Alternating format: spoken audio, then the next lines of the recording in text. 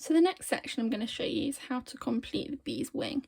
So this is completely created in backstitch. So unlike the rest of the kit where you're using backstitch like over here to outline your satin stitch, for the wings we're literally just putting the backstitch straight on top of your base fabric.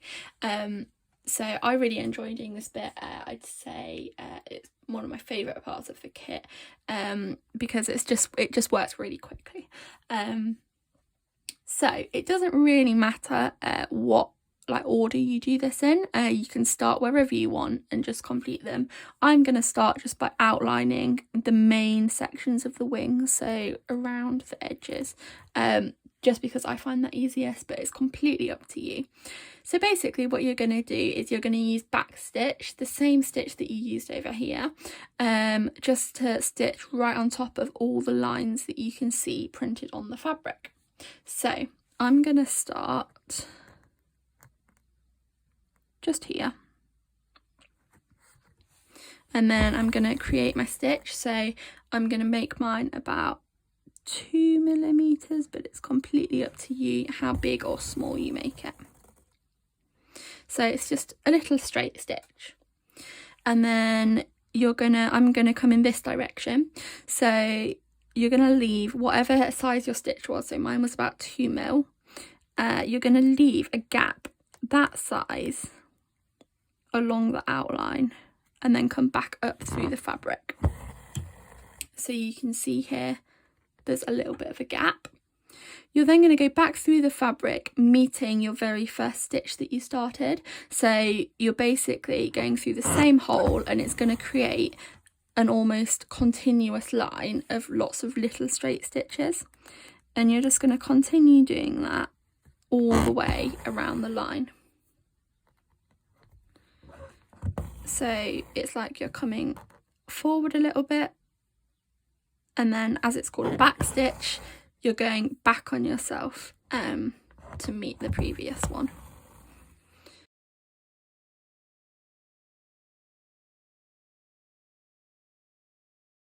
When you come to sharp corners like this, you might want to make your back stitches slightly smaller.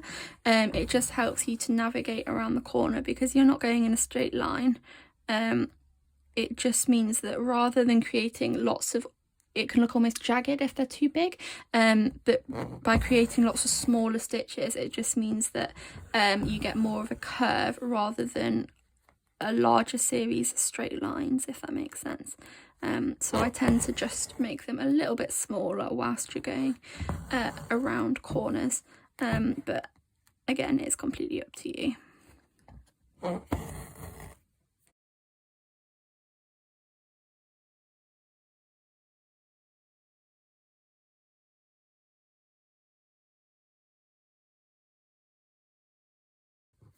So as you're doing these sections, you can see that they're sitting next to the bee you've done underneath. So I would suggest that you do the bee first, because this will just mean that your wing will sit on top, as it should.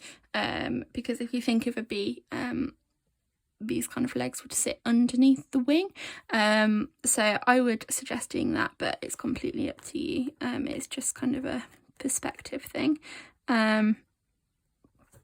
So yeah, you can just kind of follow the lines. You see that they go around the edge of your bee, and that's absolutely fine. Just go up to kind of the edge of your stitching that you've done, and just fill it in. It's not a problem at all. And you can see how it just kind of neatens up the edge of your satin stitch as well. It just covers it up, and so it doesn't really matter if you've kind of made it a little bit messy around the edges.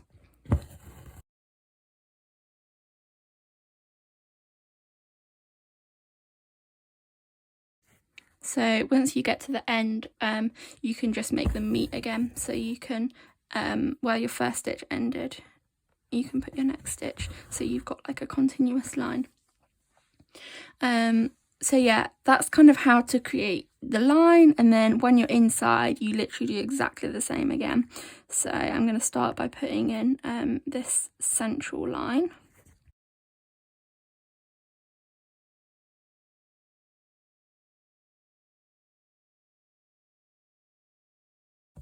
There you go, so you can see how I've just kind of started filling in those sections. So you just continue that until you've filled the whole thing, as you can see I've done on that side.